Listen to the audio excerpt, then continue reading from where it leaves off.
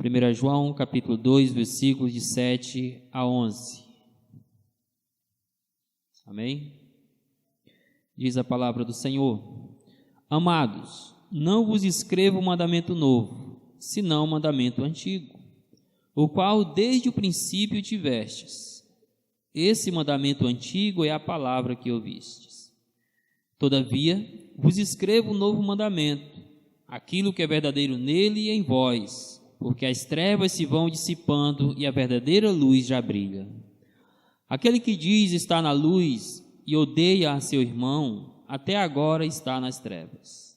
Aquele que ama a seu irmão permanece na luz, e nele não há nenhum tropeço. Aquele, porém, que odeia a seu irmão, está nas trevas, e anda nas trevas, e não sabe para onde vai, porque as trevas lhe cegaram os olhos. Meus irmãos, como dito, esta é a quarta mensagem na primeira carta do apóstolo João. Apenas para relembrar aos irmãos, na mensagem de número 1, nós estivemos abordando quem é Jesus Cristo e o que ele representa para o cristianismo contemporâneo. E assim analisamos que Jesus Cristo é a palavra da vida a ser anunciada, que Jesus Cristo é a vida eterna para os que creem, e que Jesus Cristo é a alegria plena para a igreja dele. Na mensagem de número 2, que expôs os versículos de 5 a 10 do capítulo 1, desenvolvemos o argumento de que o crente deve viver de acordo com o conhecimento que ele tem de Deus, ou de acordo com a posição que ele tem em Deus. E isto, irmãos, no contexto em que nós vivemos, é extremamente importante, visto que contemplamos uma incoerência entre aquilo que muitas pessoas confessam e a forma em que elas vivem. E então analisamos, irmãos, algumas coisas que precisam estar presentes, algumas atitudes que precisam estar presentes na vida daquele que realmente tem conhecimento de Deus. Vimos que, em primeiro lugar, ele deve praticar a verdade. Ele deve não apenas conhecer, mas praticar as Escrituras. Em segundo lugar, vimos que ele deve praticar a santidade. A sua vida tem que ser desenvolvida na luz, que é Cristo Jesus, na luz que é a santidade que Deus espera do cristão. Em terceiro lugar, nós analisamos que o crente que realmente conhece o Senhor deve praticar a confissão de pecados. Ele não acaricia pecados. Ele não encontra um lugar oculto para esconder determinados tipos de pecado, mas ele vai aos pés do Senhor, confessando e abandonando qualquer tipo de pecado que porventura ele tenha praticado. Na mensagem de número 3, da quarta anterior, estudamos que a genuinidade do relacionamento do crente com Deus é evidenciada por suas metas espirituais. E então destacamos 3 metas que precisam estar presentes na vida de todo cristão que tem um genuíno relacionamento com o Senhor. A primeira meta é que ele deve lutar contra o pecado. O pecado tem que ser o seu mais cruel inimigo, e ele deve fazer de tudo para derrotá-lo sempre.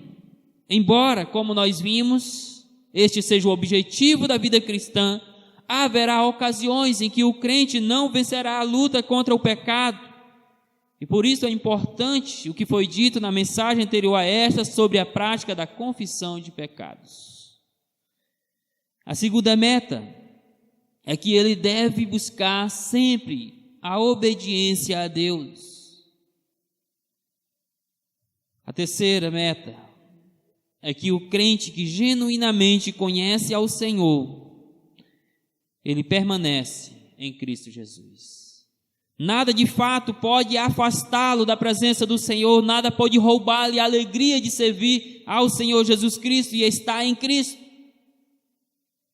E como nós bem analisamos e enfatizamos na última mensagem, a sua permanência em Cristo é evidenciada pelo seu andar, como Jesus andou. O texto de hoje, meus irmãos, João vai focar algumas ações práticas na vida cristã, voltadas para uma vida social, para uma vida relacional, que vai evidenciar também se de fato nós somos convertidos, se de fato nós temos um genuíno relacionamento com Deus, se de fato nós conhecemos a Deus, se de fato nós sabemos quem Jesus é. Saber quem Jesus Cristo é e o que Ele representa para nós, ter o verdadeiro conhecimento de Deus, ter um relacionamento genuíno com Deus, implica em algumas mudanças na nossa vida. E no texto de hoje, João vai nos mostrar que a conversão do crente é evidenciada por pelo menos 2 fatos na sua vida. O primeiro fato é que é a sua vida em Cristo Jesus. O crente genuíno, ele está na luz e a luz está nele. Ele está em Cristo e Cristo está nele. E consequentemente isso o leva a uma segunda evidência da sua conversão, que é a ênfase do apóstolo João nesse texto ao qual nós assim estaremos expondo nesta noite, que é o amor aos irmãos. João é muito prático em enfatizar algumas ações da vida cristã como evidências da verdadeira conversão ou do verdadeiro relacionamento com Deus. A tal ponto de que, em certa ocasião, João diz que aquele que não ama o seu irmão a quem vê, não pode amar a Deus a quem não vê. Irmãos, nós vivemos um verdadeiro embaraço no meio evangélico contemporâneo. O joio e o trigo estão misturados. Algumas vezes essa diferença é tão clara, mas nem sempre é assim. Muitas vezes o joio se passa por trigo. E neste embaraço nós precisamos olhar atentamente algumas características, algumas evidências que realmente mostre que nós somos verdadeiros cristãos, que verdadeiramente nos ajude a diferenciar o verdadeiro crente daquele falso cristão. Eu queria chamar então a sua atenção para esse texto e desenvolvermos a ideia de que a conversão do crente é evidenciada por pelo menos 2 fatos em sua vida. Que fatos são esses? Primeiro, é a sua vida em Cristo. Versículo de 7 a 8, ou poderíamos dizer, é a sua vida na luz. Que a luz é Jesus Cristo. Observe que, primeiramente, o texto afirma que os seus leitores já tinham conhecimento dos mandamentos da palavra de Deus. Por isso diz o versículo 7, amados, não vos escrevo mandamento novo, senão mandamento antigo, o qual desde o princípio tiveste. Esse mandamento antigo é a palavra que ouviste. Certamente João tem em mente o mandamento do amor ao próximo, pois é isso que ele vai enfatizar nos versículos de 9 a 11. E o que ele está então trazendo aos seus leitores e também a nós, é que ele não está escrevendo nada que seja desconhecido dos seus leitores desde o momento em que eles conheceram a Jesus Cristo. Este mandamento não é novo pelo fato de que ele já está presente nas Escrituras do Antigo Testamento. Este mandamento não é novo pelo fato de que eles o ouviram desde o princípio. Possivelmente a expressão desde o princípio se refere ao início da sua fé. Desde o momento em que eles foram trazidos a Cristo Jesus, enviado pelo Pai ao Filho, eles assim ouviram deste mandamento. Eles assim foram instruídos a partir dos ensinos de Jesus Cristo, transmitido pelos apóstolos, como de fato deve ser a vida cristã, como deve ser desenvolvida a comunhão dos santos numa igreja local, meus irmãos. Por isso ele diz: esse mandamento é antigo, é a palavra que vocês já ouviram. João não está trazendo nenhuma invenção da sua própria mente. João não está mergulhando nas filosofias dos seus dias, nem tampouco trazendo novidades teológicas para os seus ouvintes. Ele está trazendo unicamente a palavra de Deus, ele está refrescando a mente dos seus irmãos, dizendo a eles: vocês conhecem o mandamento da palavra de Deus. Vocês conhecem as prescrições das Escrituras, as exigências que a palavra do Senhor tem para aqueles que conheceram a Jesus Cristo. Meus irmãos, como é necessário em nossos dias refrescarmos a mente dos nossos irmãos, ou melhor dizemos, inculcarmos nas mentes dos nossos irmãos, na mente das nossas igrejas, somente aquilo que está na palavra do Senhor. Meus irmãos, como é necessário que às vezes nós rememoremos na mente daqueles que têm décadas de caminhada cristã os mandamentos que ouviram no princípio da sua fé.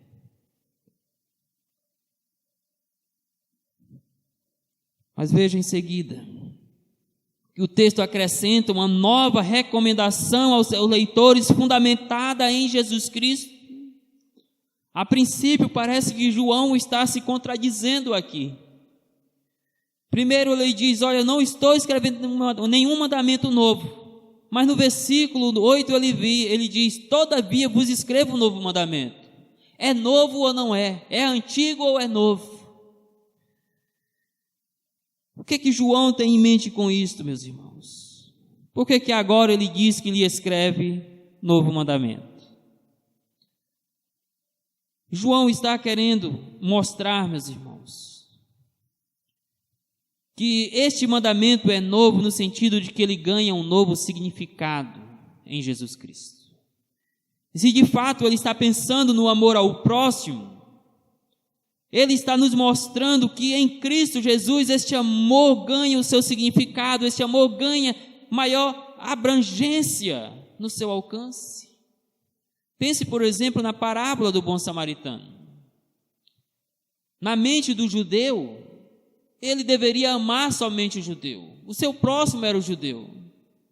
Mas Jesus Cristo quebra o paradigma ao contar a parábola do samaritano e mostrar que o próximo nosso é aquele que necessita da nossa compaixão e ao qual nós podemos ajudá-lo. Por isso, meus irmãos, a parábola do bom samaritano foi um tapa na face do judaísmo,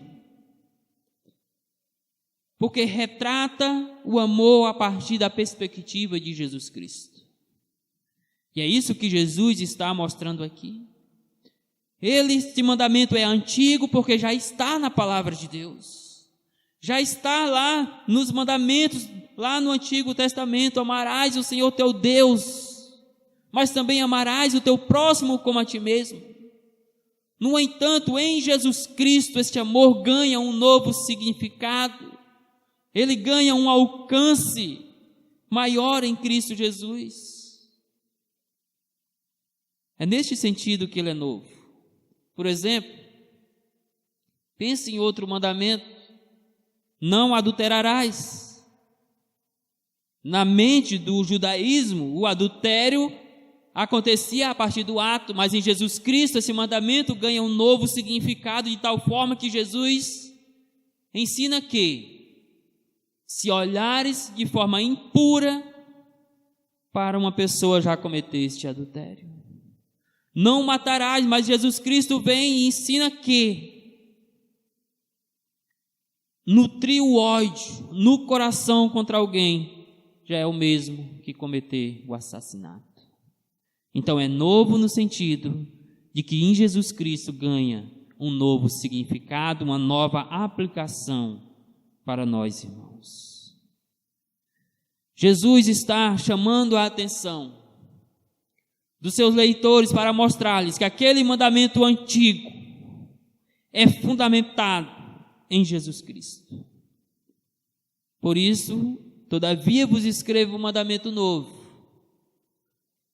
aquilo que é verdadeiro nele e em nós. Nele, meus irmãos, aquilo que é verdadeiro nele, ou seja, o amor que está em Cristo, mas aquilo que é verdadeiro em nós, o amor de Cristo que está em nós. Nós estamos em Cristo e Cristo está em nós, e por isso devemos viver conforme os mandamentos do Senhor Jesus Cristo. Por isso devemos estar na luz, porque Jesus é luz. Por isso devemos andar na luz, porque Cristo é a luz que está em nós. Por fim, observe que o texto ressalta que Jesus Cristo inaugurou uma nova era na história da redenção. Porque veja o restante do versículo 8. Porque as trevas se vão dissipando e a verdadeira luz já brilhou. Pense, por exemplo, irmãos, no raiar do dia, quando a luz já vem brilhando e as trevas da noite vão se dissipando. É o que João tem em mente. As trevas vão se dissipando, vão se afastando. E as trevas aqui representa aquilo que é pecaminoso, aquilo que é oposto à luz, oposto, irmãos, a Deus, a Jesus Cristo. Então, quando Jesus Cristo veio a este mundo, Ele inaugurou uma nova era. A luz raiou e as trevas do pecado foram se dissipando. E esta luz habita em nós. Por isso devemos viver este mandamento que é novo em Jesus Cristo, porque a luz que é Cristo está em nós e precisa brilhar. As trevas não resistem à luz. O pecado não comunga com a luz e nem a luz comunga com o pecado. Isso nos faz pensar o quanto é importante termos uma vida eticamente íntegra diante do Senhor.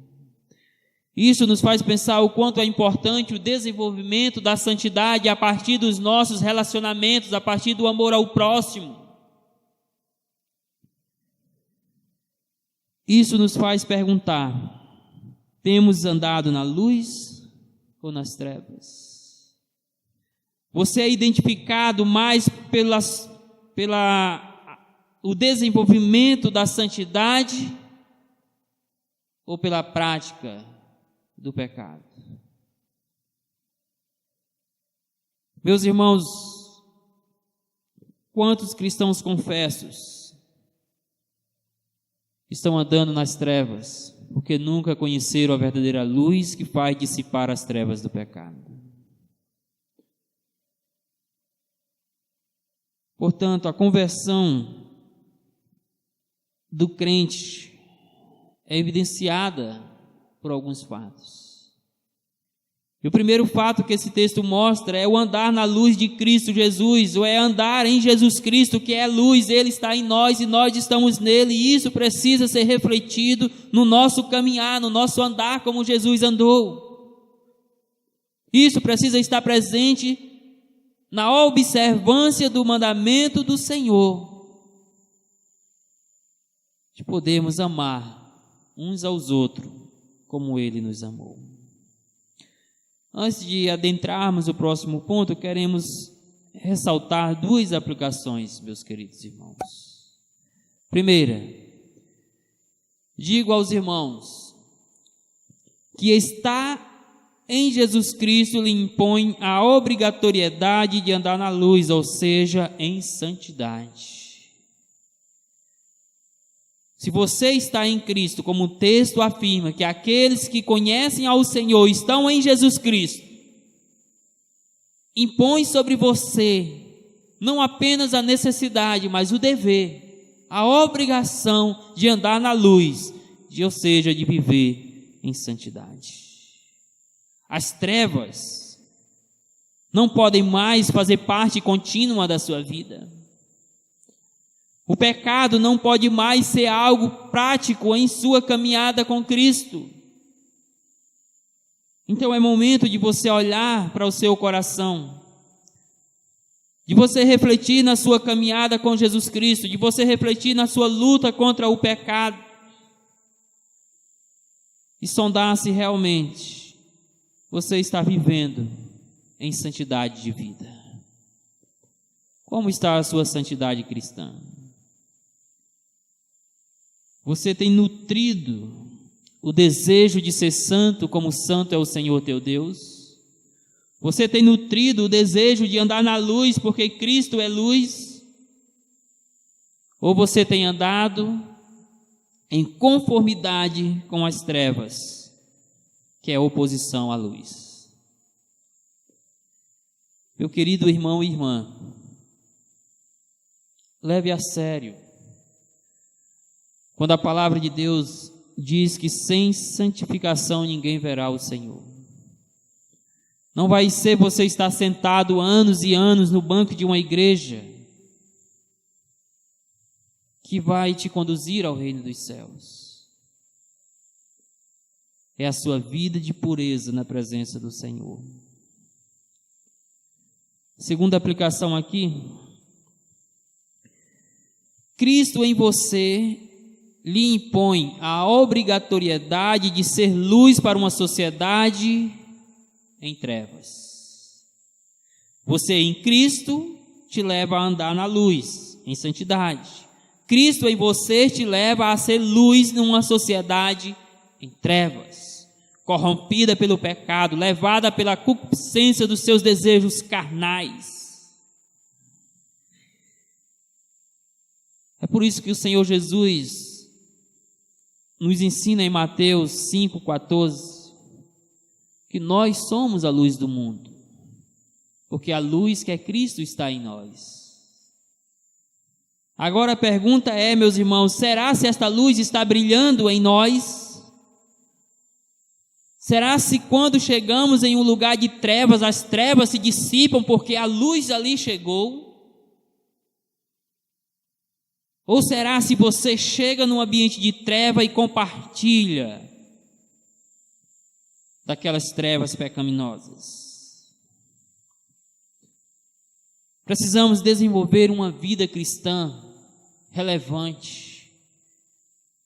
Precisamos desenvolver uma vida cristã influenciável. E para isso precisamos que a luz de Cristo que em nós habite possa brilhar.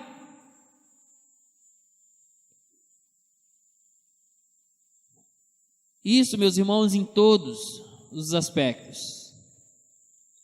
De acordo com a exposição anterior, isto, por exemplo, na nossa vida moral, precisamos eticamente ser luz e influenciar moralmente a sociedade que está em trevas.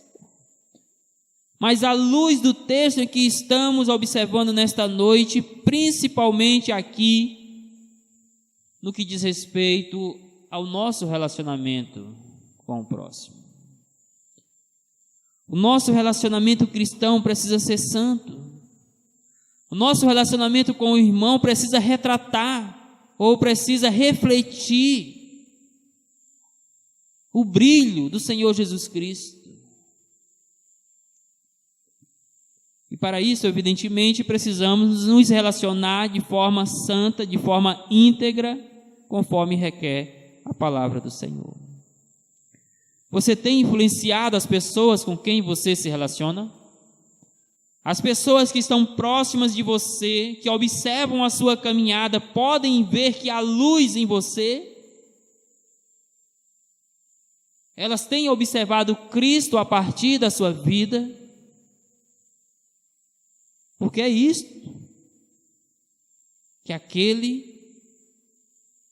no qual Cristo habita precisa fazer. Cristo é luz. Nós somos a luz do mundo, porque Cristo habita em nós. Logo, estamos deixando, ou as pessoas estão vendo a Cristo por meio de nós. Os lugares onde você frequenta, as trevas vão se dissipando quando você chega? O segundo fato aqui, meus irmãos, que evidencia uma conversão genuína, é o seu amor aos irmãos. Versículos de 9 a 11. Se Cristo está em nós, e nós estamos em Cristo, então a nossa vida precisa estar em Jesus. Mas em segundo lugar, nós precisamos, se Jesus está em nós, se nós conhecemos o mandamento, devemos amar aos irmãos. E observe que inicialmente o texto faz 3 afirmações que no mínimo são confrontadoras e desafiam a prática do amor cristão. Versículos de 9 a 10, observe aí. Em primeiro lugar, devemos amar porque a falta de amor é incompatível com a nossa confissão cristã. Aquele que diz estar na luz e odeia o seu irmão, até agora está nas trevas.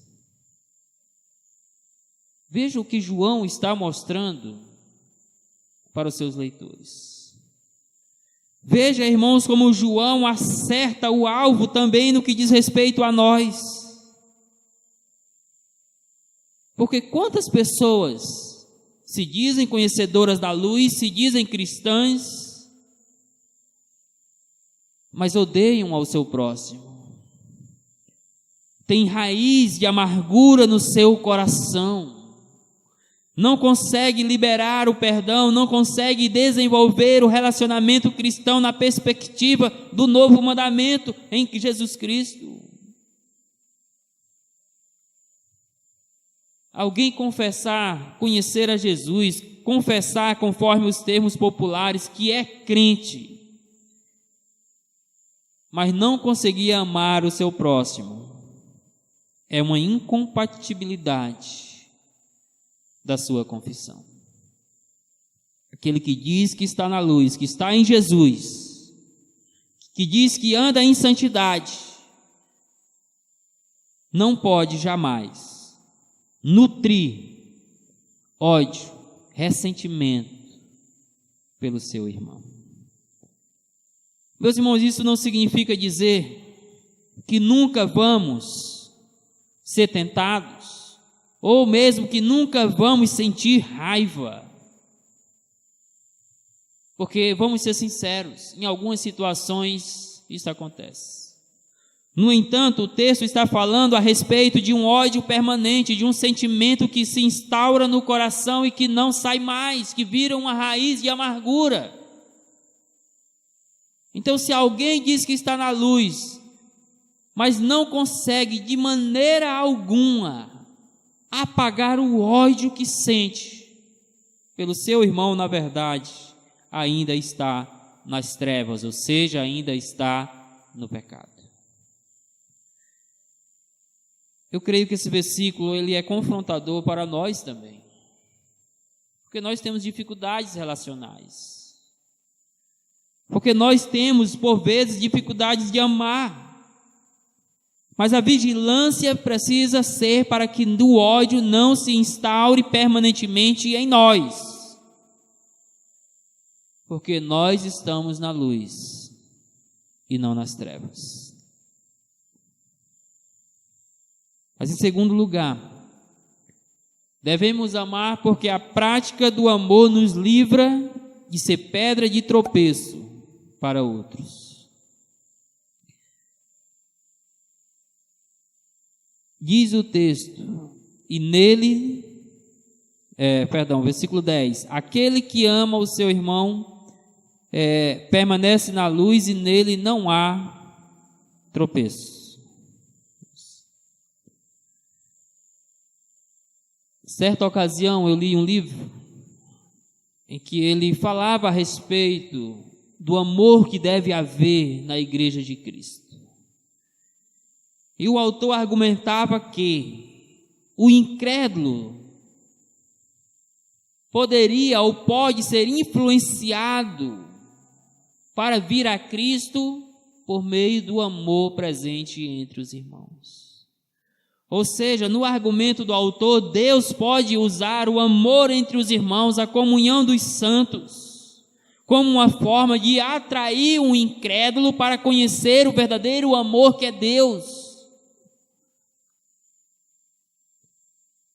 Mas, meus irmãos, em muitos casos, se algum incrédulo tivesse de conhecer a Cristo por conta dos relacionamentos pessoais dentro de nossas igrejas, ele permaneceria eternamente nos seus pecados.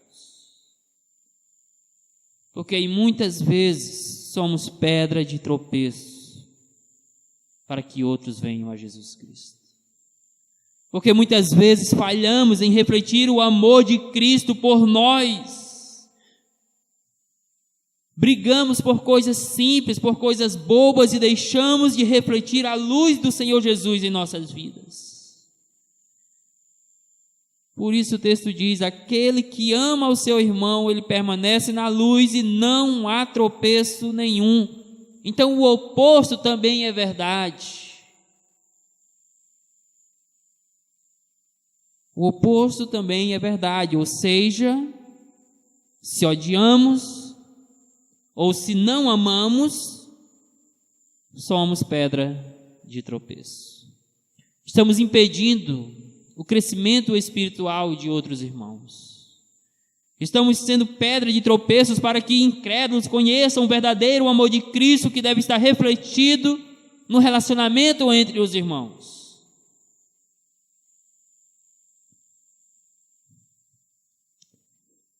Mas em terceiro lugar aqui, a terceira afirmação que o texto faz é que devemos amar, porque a prática do amor evidencia que realmente estamos na luz. Aquele que ama o seu irmão, diz o texto, permanece na luz, que é Jesus Cristo. Aquele que está em Cristo ama o seu irmão, aquele que ama o seu irmão permanece em Jesus, anda como Jesus andou.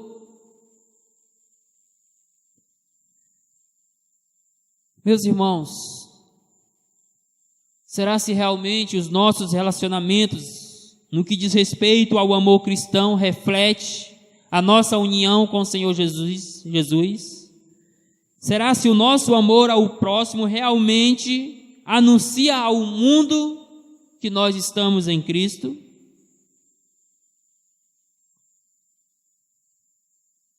Seguindo, o texto finaliza com algumas advertências, principalmente para aqueles que estão na igreja, mas que faz do ódio um sentimento permanente no seu coração. Veja aí, 3 advertências que o texto vai trazer para aquelas pessoas que estão na igreja, que confessaram a Jesus, que foram batizadas, que cantam em ministério de louvor, que participam da ceia do Senhor, que se envolvem nas atividades da igreja, no entanto,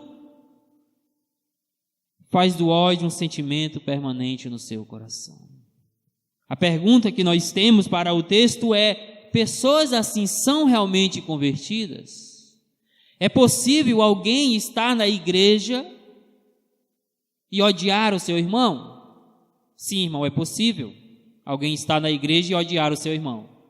Mas é impossível alguém estar em Cristo e odiar o seu irmão.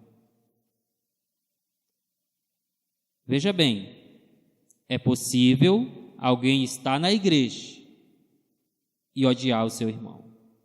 Mas é impossível alguém estar em Cristo e odiar o seu irmão.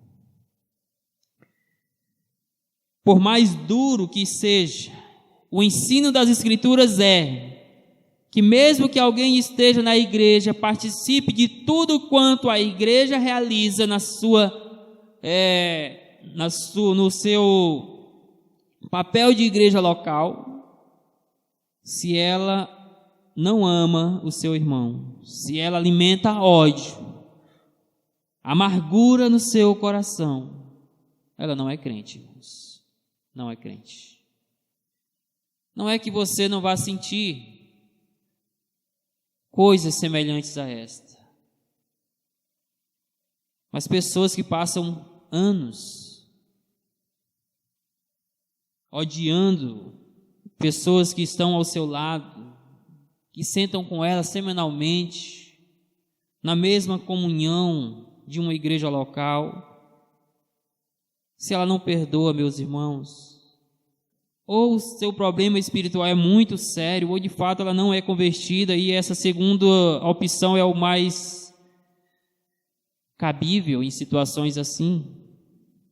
Estou falando de pessoas que vivem permanentemente com sentimento de ódio no seu coração. Veja as 3 advertências do texto. Primeira, esta pessoa ainda está nas trevas do pecado. Isso é um fato que precisa ser observado até mesmo pela igreja local. Irmãos, nós disciplinamos membros que se envolvem em adultério, em fornicação ou em outra prática moral de imoralidade. Mas às vezes, irmãos, estão se gafinhando na igreja, estão se alfinetando há anos e anos e nunca foram disciplinados. Irmãos declaradamente assumem sentimento de ódio contra outros e nunca foram disciplinados. Isto está cheio em nossas igrejas locais, não estou me referindo especificamente a essa, mas de forma geral. Precisamos trazer essas pessoas à luz das Escrituras. Precisamos confrontá-la com a palavra de Deus. E o que é que a palavra de Deus diz? Veja o versículo 11, o início. Aquele, porém, que odeia o seu irmão está nas trevas e anda nas trevas. Ou seja, ainda está no pecado. Não conheceu a Cristo, não está em Jesus, Jesus não está nele. Está nas trevas e não apenas está nas trevas, mas anda nas trevas. A sua posição é evidenciada pela sua prática de vida. Aquele que continuamente tem sentimentos de ódio pelo seu irmão, pela sua irmã em Cristo, ou por qualquer outra pessoa que nem mesmo é cristã, está nas trevas, e a sua vida apenas evidencia que ela não conhece a Jesus Cristo. A segunda advertência é que esta pessoa ainda está perdida. Ela está nas trevas, ela anda nas trevas, e diz o texto, ela não sabe para onde vai. Ou seja, ela ainda está perdida nos seus delitos, nos seus pecados. Ela não foi regenerada pelo Senhor Jesus Cristo, ela não foi encontrada pela maravilhosa graça que liberta.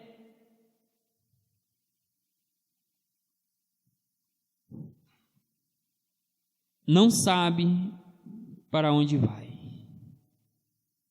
E de fato, meus irmãos, pessoas que agem desta maneira estão tão envolvidas nas trevas que não sabem de fato o que estão fazendo. Não sabem para onde vai. Não têm consciência do seu triste fim.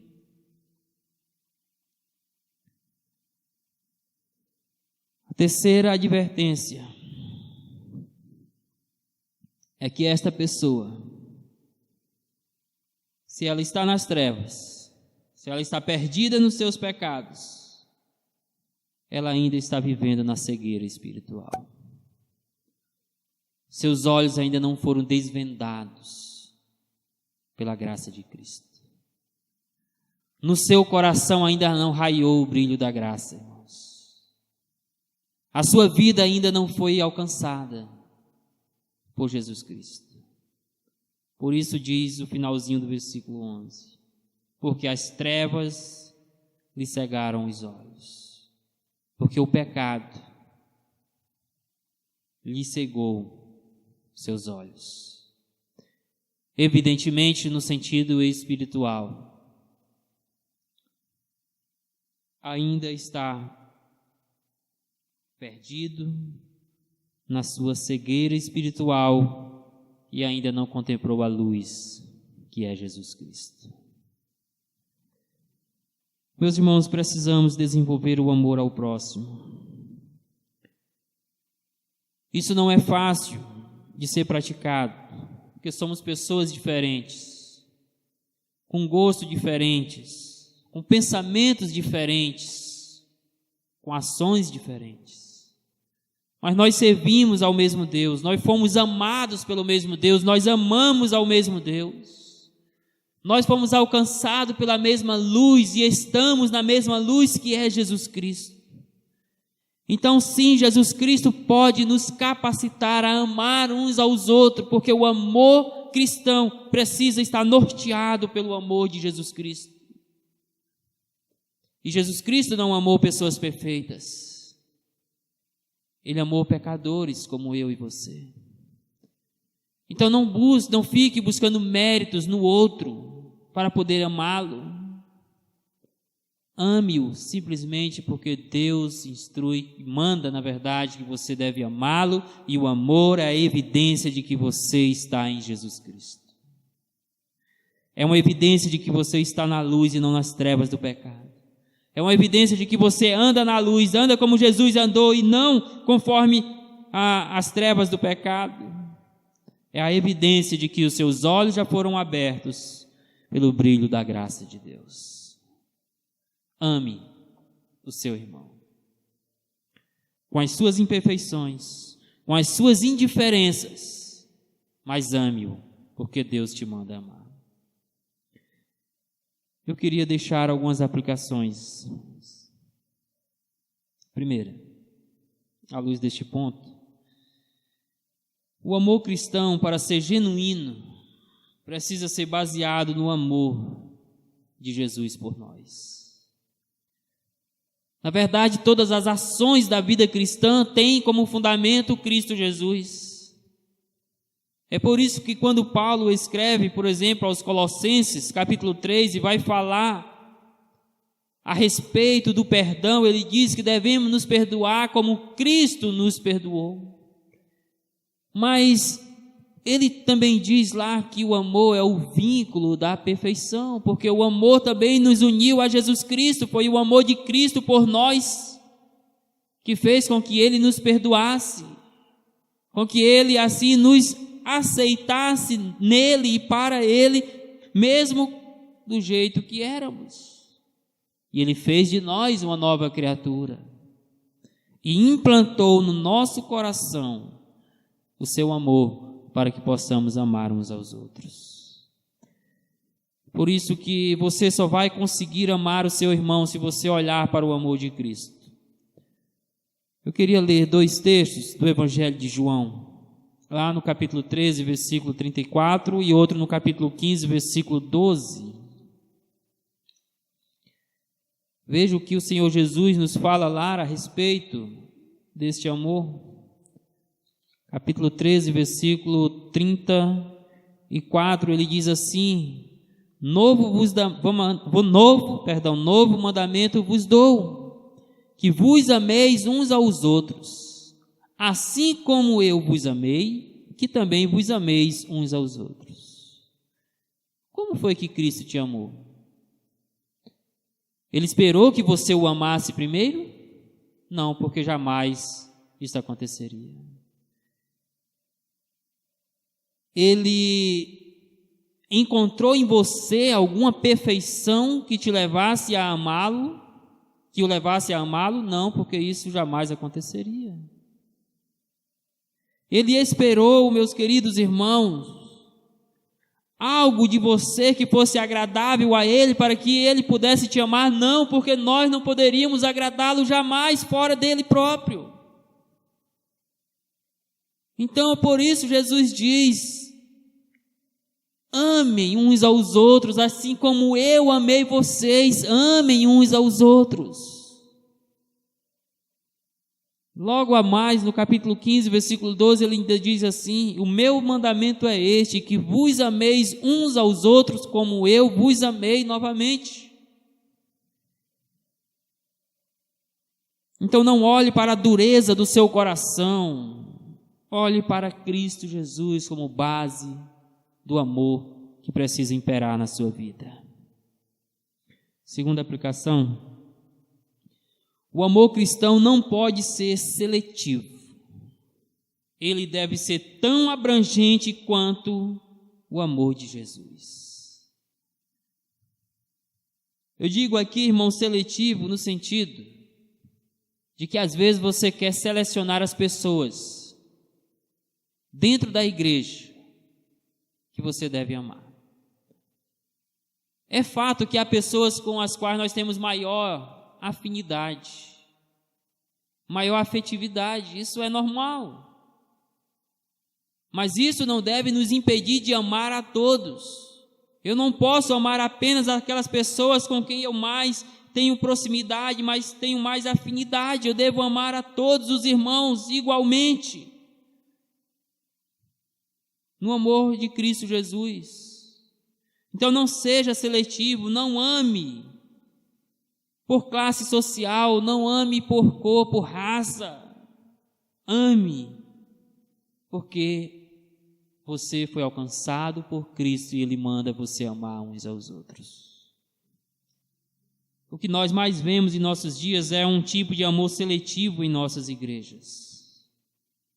Nós temos que amar abrangentemente. Por isso que Jesus conta, por exemplo, a parábola do bom samaritano, para confrontar aquele judaísmo centralizado em si mesmo, egocêntrico, egoísta, para ensiná-los a amar verdadeiramente, a se compadecer daquele que necessita ser amado. Terceira e última aplicação aqui: sejamos, meus queridos irmãos e irmãs, vigilantes para não alimentarmos sentimentos de amargura contra nossos irmãos, pois isto é marca da velha natureza caída. Precisamos ser vigilantes, ter cuidado com esse coração, porque algumas raízes de amargura podem se instaurar nele, alguns sentimentos de rancor podem fazer moradia e frutificar no nosso coração. Por isso, sejamos vigilantes. Ouçamos as orientações, a exortação do autor aos Hebreus, que nos diz que precisamos ter cuidado para que nenhuma raiz de amargura brote no nosso coração.